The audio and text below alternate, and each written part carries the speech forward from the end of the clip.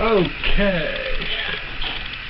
Now we're starting into a response for a video challenge about what game masters do that upset me, because I'm also a game master when I'm playing in their games. You'll hear a disembodied voice off to the side. That's my wife. She wants to chime in but not be on camera because, well, I got to keep her happy. You guys, I don't got to live with. So occasionally you'll be hearing her. She's Marva Riley. You can find her on Facebook, so forth. She's got me well fed over the years. One of the things that I find that upsets me is usually younger, inexperienced game masters have a problem with table management. And what upsets me, I've worked out a solution to, so I'll tell you the solution on how I solved it and helped these younger game masters develop into better game masters. With the table management, the over-dominating players always feel they have to be just beyond the game master's screen. I never go for that spot because I can dominate any table from any distance. I usually sit as far away from the game master as possible, but within eyesight of, because he'll be making eye contact more directly straight across than any other place on his table.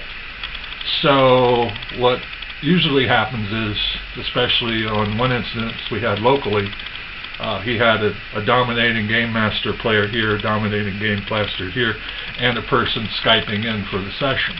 And the rest of us, the 5 of us that were also playing, were around the rest of the table, and I was directly across, just essentially here.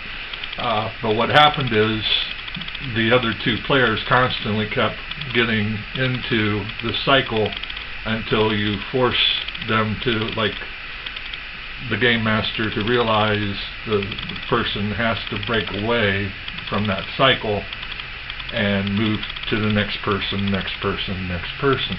That way everybody gets a shot to do something. It doesn't matter if what the players right on the other side of the screen are wanting to do takes a second or 24 hours, because as soon as they state their intentions, their turn is over. It doesn't matter.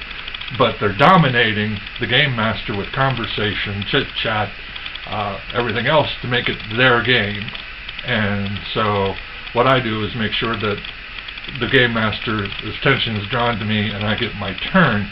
I've also been known to raise my voice so loudly that I've scared the pacifistic gamers into thinking I'm a loud and rude person, until they realize that they're getting more turns, because after they move past me they get to the loud, and they go from the loud oaf at the end of the table to the pacifistic person who was just sitting there being dominated by these other 2 personalities. Something that is also my pet peeve is a game master in another game cheating in that game to get an advantage, or what they perceived as an advantage.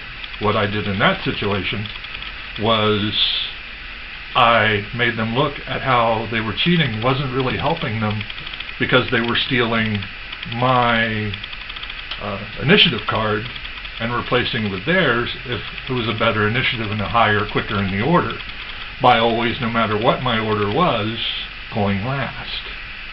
Because going last is the best in certain situations, because you can then utilize all your spell list, utilize what's happened in the entire combat. Anything that's popped up during the combat you can then take advantage of. So as you move forward, you then see in the combat where you need to be at ahead of the next round. So if you play it right and the person doesn't intercept your card, you could go last and then go first, and then technically double up your actions. So the other things that game masters have done has been total lack of respect for the rule system or the demeanor. This goes back 25 years on this one, where we went to Gen Con for our wedding anniversary for the first year. And we went there, and the guy totally, it was supposed to be just a D&D game back in the day, and he totally changed it where it wasn't really D&D, but he wanted people to play it.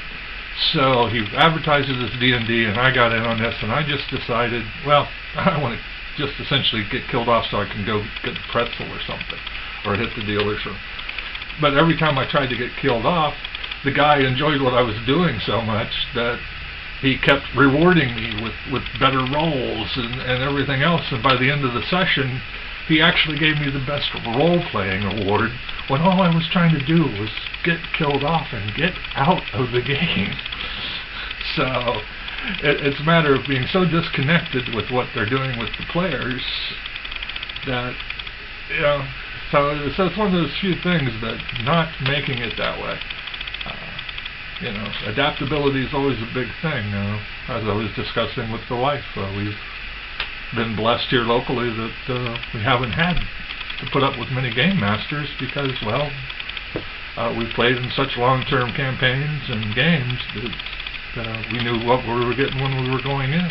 So we didn't really have to worry about the challenges you guys have to face out there and make things that way. So I'm trying to think of anything else, but if I do, I'll be sure to put it up on a vlog. Do you want to chime in anything there? Or?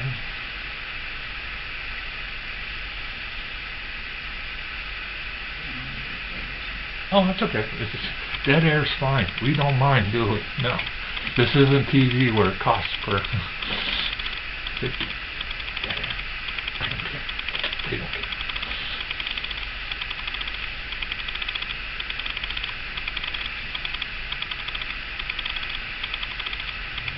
I don't like it when a game master uses the game as us against them. Okay. It's not a war. Yeah.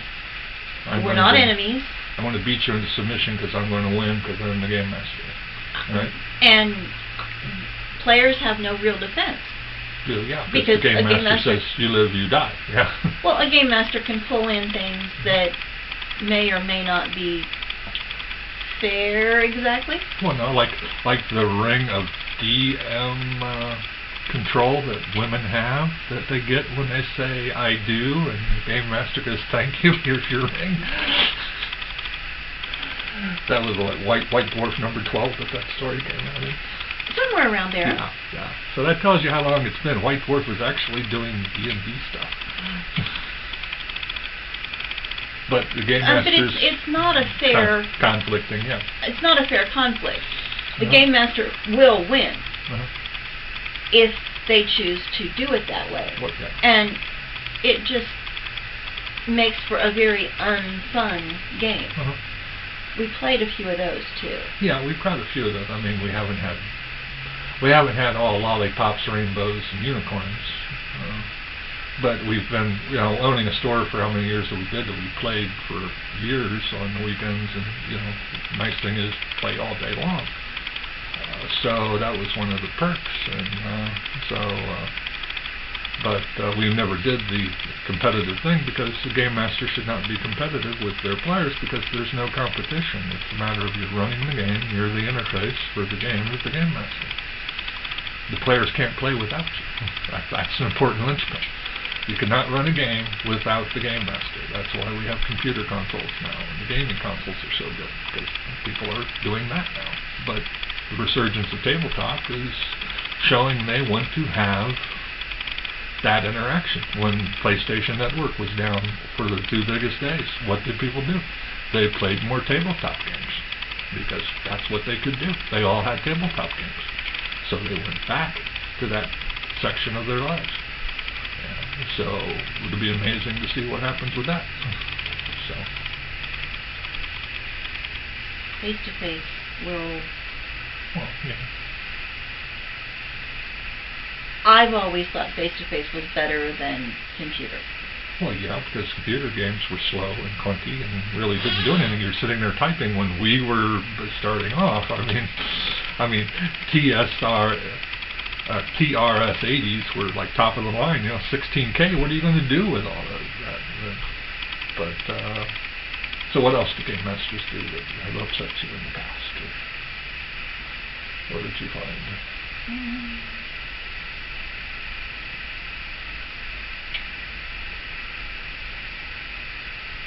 I probably annoy them more than they annoy me. No, you're I've got too many rule systems in my brain.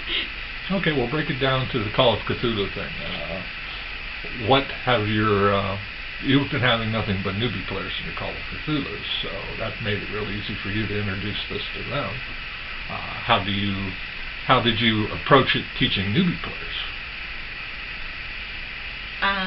The hardest thing with Call of Cthulhu, of course, is that you're trying to roll low, and practically every other game system in the world you're trying to roll high. Yeah, you want under that number. You want under that number instead of above it. Mm-hmm. But other than that, my players have been pretty good Mm-hmm. at playing. But I know that as a game master, my table management skills have slacked off since it's been so long since I did it last. And I don't run as tight a game as I should. Okay, so the thing is, so an untyped game is something that would also upset you with a game master, that you know has been gaming for a while, untyped. Which is another thing, you got to keep it tight, but at the same time, if they're new, and with our access with Guild, we have like the whole gamut of professional game designers, and then also brand new people who have just started gaming in their freshman year of college. So you've got to cut them a lot of slack, especially if they try and step up to running a game. It's the big thing. Realize that if people are wanting to do the things, I don't mind so much of them stepping up to run it. They don't really do much. It's usually how other game masters in their games are affecting their games in ways, like I said, that they don't understand. Because, well, they're young game masters. How do they understand that this person is intercepting the cards until they did realize that this was happening? And it was pretty sweet when the game master looked at the person and said, no, this is Tim's card. Which really pointed out that the person knew that I knew and that they knew, and that now that person knew that we both knew, then, well, it was really a fun game after that. Concepts in gaming should be changing and moving, developing the stuff. If a game master is doing something that you don't like, well, that's okay. They should want to change and tighten up their demeanor and show that they want to grow and move their hobby forward. Because they've taken that next step up from the player. I mean, anyone can sit at a table for that X amount of hours and be a player. The game master has to put in the extra prep, the extra money, the extra time, and usually the space when they hold the spot for the thing or getting the space to play. So you've got all that extra stuff for the game masters. So that's what we can talk about now, and we've got it up here now, and everything else is pretty much well done. You got anything else you would like to say? Okay. I could pull you over here and make you real mad, but I won't. So send a nice like. Like you said, you have to live with me. Yeah, I got to live with her. But maybe I could talk her into being on camera so I don't have to keep turning my head like this to see if she's got something she likes to say. But that's okay. We're throwing it up there. Hope you guys like it. Find it on YouTube. Find us on Facebook, Twitter. Won't find me on Reddit. But apparently everyone's been following me on Reddit. But I don't know how they do that. Okay, guys. Take it easy.